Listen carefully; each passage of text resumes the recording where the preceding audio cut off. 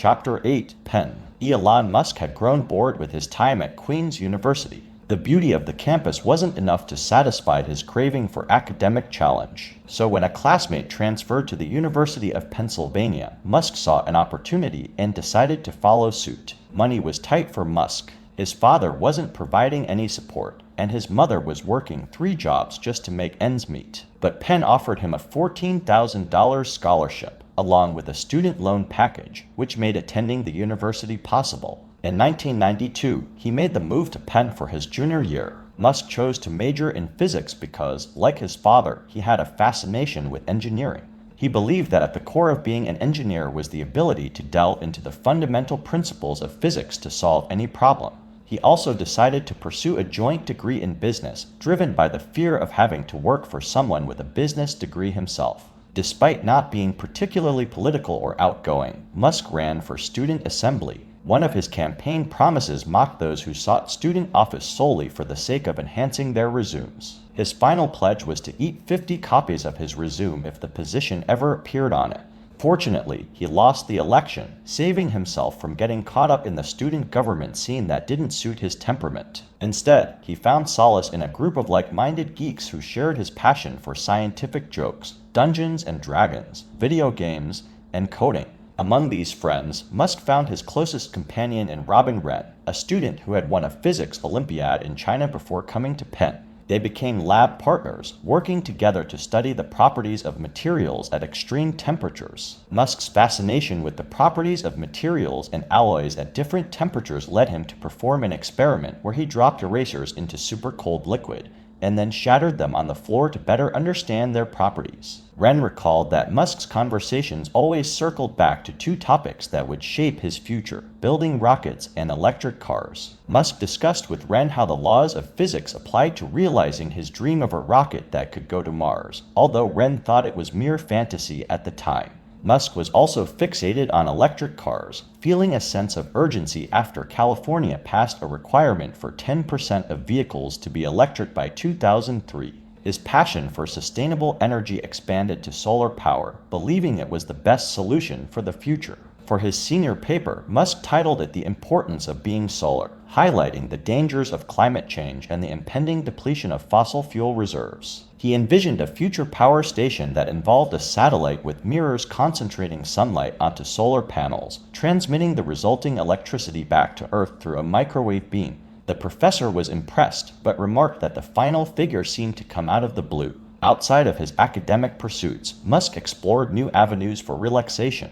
He played empire building strategy games and immersed himself in knowledge by reading encyclopedias. But it was at Penn where he discovered a new outlet: partying. Edio Resi, a fun-loving social animal, became Musk's partner in crime. They threw epic monthly parties in a rented house, complete with black lights, phosphorescent posters, a metal sculpture with beams of light, and live music. The wild parties drew hundreds of attendees and allowed Musk to escape his solitary nature, even though he remained sober and felt somewhat detached from the festivities. Despite Musk's involvement in parties and his ability to temporarily escape his emotional dramas, his friend Resi couldn't help but notice his underlying alienation and withdrawal. Musk seemed like an observer from a different planet, disconnected from the motions of sociability. Resi wished Musk could find a way to be a little happier. Chapter 9, Go West. In the 1990s, ambitious students at Ivy League schools faced a choice: head east to Wall Street or venture west to Silicon Valley. Elon Musk, not interested in finance, found himself drawn to the tech utopianism and entrepreneurial spirit of Silicon Valley. The allure of slapping a comma onto any idea and waiting for venture capitalists to shower it with funding was too enticing to resist. During the summer of 1994, between his junior and senior years at Penn, Musk landed 2 internships that aligned with his passions for electric vehicles, space, and video games. He began his days at Pinnacle Research Institute, a small group tasked with studying a powerful supercapacitor for electric cars and space-based weapons. Musk's belief in the radical potential of this technology was evident in the paper he wrote, asserting that it was not just an incremental improvement but a game changer. In the evenings, Musk joined a Palo Alto video game company called Rocket Science. They presented him with a challenging problem they hadn't been able to solve: multitasking on a computer while reading graphics from a CD-ROM and moving an avatar on the screen simultaneously.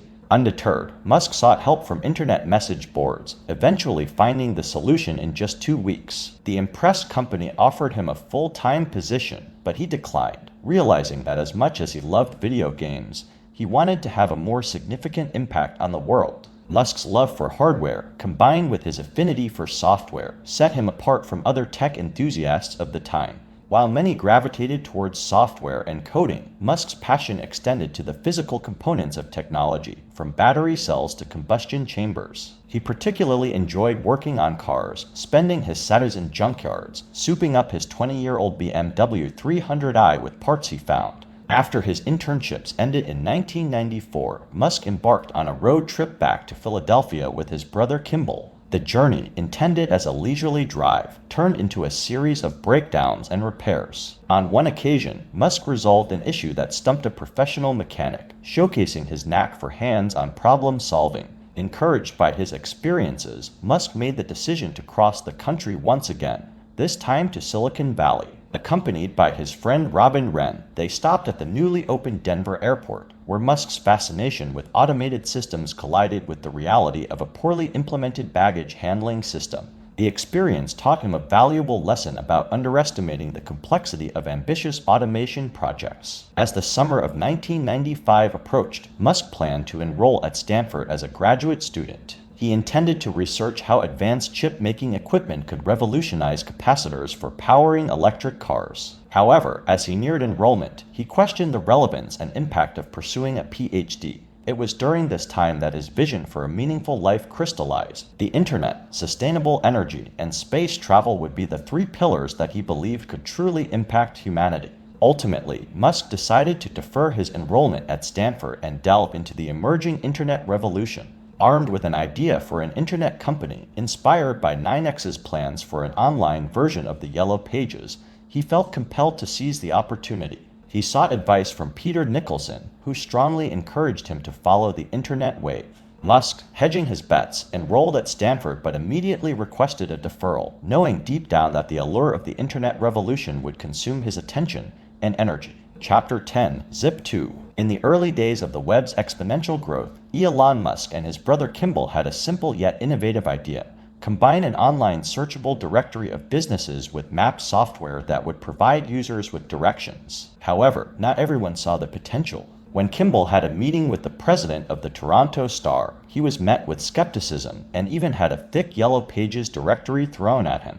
Undeterred, the brothers rented a tiny office in Palo Alto where they slept on futons and showered at the YMCA. They survived on cheap meals from Jack in the Box, just a block away. Despite the challenging conditions, their determination drove them forward. They named their company Zip2 and secured a deal with Navteq to license their map database. Elon wrote a program that merged the maps with a listing of businesses, creating a revolutionary experience where users could navigate and search with ease. Zip2 quickly gained attention from potential investors, and after a series of successful presentations, Moore Davidow Ventures offered a staggering $3 million investment. With the new funding, the company expanded rapidly, but with it came changes. Elon was relegated to the role of Chief Technology Officer as Rich Sorkin became the CEO. This shift in dynamics strained his relationship with Kimball, and the brothers frequently found themselves in physical fights. Musk's relentless work ethic was well known, and he expected the same dedication from his team at Zip2. He had little empathy for mistakes and would often publicly correct or rewrite code. He believed that it was not his job to be loved, but to push his team to achieve the impossible. This uncompromising attitude shaped Zip2's success. Eventually, Zip2 merged with City Search but faced challenges in the ever-evolving landscape of city guides and internet directories. Disillusioned, Musk expressed his belief that true innovation could not come from venture capitalists or professional managers. The board, in response, removed him as chair and diminished his role within the company. Amidst these changes, Proudian, a Moore Davidow partner, orchestrated the sale of Zip2 to Compaq Computer for $307 million in cash. Elon, just 27 years old, received $22 million from the sale, and Kimball received $15 million. With his newfound wealth, Elon indulged in a $1 million McLaren F1 sports car, but quickly realized the need to reconcile his desires with his mission-driven intensity. Though now a wealthy man, Elon remained focused on creating something meaningful. His journey was far from over, and he had aspirations to build and create a new company. The wealth he amassed would ultimately be reinvested into his future endeavors. Chapter 11. Justine. Elon Musk, with his $1 million McLaren and a sense of accomplishment, embraced the satisfaction of creating Zip2. His girlfriend, Justine Wilson, stood by his side, her enchanting smile lighting up the scene. Justine, known for her mysterious allure, had always been drawn to Musk's indomitable will and ambition. She saw in him a fire that matched her own. Their love story began at Queen's University, where Musk, undeterred by rejection, pursued her relentlessly. Even when she was dating someone else, his determination won her over. He saw himself in her, recognizing her fiery soul. Despite her reservations, she agreed to go out with him and eventually fell under his spell. When Musk sold Zip2 and bought the McLaren, their lives changed. They lived together in his Palo Alto apartment, but tensions arose. Justine's introverted nature clashed with their housemates, causing her to withdraw into their bedroom. Kimball couldn't stand her, and their mother saw no redeeming qualities in her. However, Musk's infatuation with Justine remained strong. One evening, over dinner, they discussed their future and the number of children they wanted to have. Justine mentioned wanting 1 or 2, but Musk confidently assumed that in their wealthy future, nanas would be a given. His belief in having children was unwavering. Their relationship thrived on drama and argument. Musk's combative nature and unwavering opinions clashed with Justine, but she found solace in the fact that she could say anything to him without it fazing him. Their contentious debates spilled into public spaces, shocking their friends but further fueling their connection. During a trip to Paris, their arguments reached an intense level. Their differing views on Christian symbolism ignited a furious debate, reminiscent of the toxic relationship Musk had with his father. Arguments became an inherent part of their relationship, an undeniable dynamic they couldn't escape. When Musk decided to marry Justine, Kimball and their friend Navate Farrick intervened, convinced she wasn't the right person for him. Despite their concerns, Musk was drawn to the chaos and turmoil of their relationship. The wedding was scheduled for St. Martin, but tensions soared as they struggled to find a notary for the prenuptial agreement. Fights ensued, and Justine even walked away at one point. But ultimately, Musk couldn't be swayed by anyone, including his own brother. The wedding took place by the hotel swimming pool, appearing joyous on the surface. Justine looked radiant in her white dress and tiara, Musk dapper in his tuxedo. May and Errol were there, posing for pictures together. Yet, beneath the smiles and kisses, Musk whispered a reminder to Justine on the dance floor, "I am the alpha in this relationship." Their love story was one filled with complexity and battles, but it was a tumultuous romance that neither could resist. Chapter 12. X.com. Elon Musk, fueled by his desire to disrupt the banking industry, founded X.com in March 1999. With his experience at Scotiabank as evidence of the industry's vulnerability, Musk envisioned a one-stop financial hub that would revolutionize transactions. Money, in his eyes, was simply an entry in a database, and he aimed to create a secure system that recorded transactions in real time. X.com would be a multi-trillion-dollar company, a force to be reckoned with. Despite skepticism from friends who thought the name X.com sounded too much like a porn site, Musk was unyielding in his decision. He believed the name was catchy, easy to remember, and represented the limitless possibilities he aimed to achieve. With a $12 million investment from Musk himself, X.com took off. Musk's management style at X.com mirrored that of Zip2. Late-night coding binges followed by relentless drive during the day were his trademarks. However, this intense approach caused friction with his co-founder Harris Fricker and the rest of the team. They demanded Musk step down as CEO, but his controlling interest in the company ensured his position. Amidst the turmoil, Michael Moritz of Sequoia Capital recognized the potential in X.com and made a major investment. With Moritz's help, X.com secured partnerships with Barclays Bank and a community bank in Colorado, allowing them to offer a broader range of financial services. Musk, at the age of 28, became a startup celebrity, gracing the pages of articles that deemed him Silicon Valley's next big thing. Setting insane deadlines was one of Musk's management tactics, and the launch of X.com to the public on Thanksgiving weekend was no exception.